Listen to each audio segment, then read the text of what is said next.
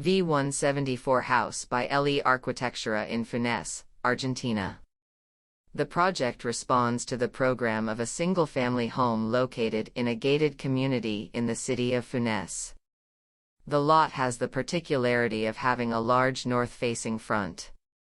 Faced with the dilemma of losing the beneficial quality of this orientation or losing privacy, it was decided to create a new intermediate space.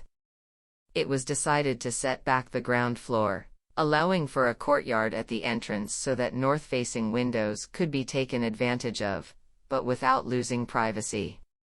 At the same time, the volume of the upper floor has a forward displacement compared to the ground floor, fulfilling several functions. On one hand, it forms a semi-covered entrance porch to protect the main door. Similarly, it creates an overhang to improve the sunlight of the north-facing windows on the ground floor. On the other hand, this displacement of the upper volume reduces the projection of the house's shadows onto the south-facing garden. The house is mainly composed of 3 concrete volumes. 2 intertwine on the ground floor, forming the gallery and the social area of the house, and another upper volume where the bedrooms and the more private area are located.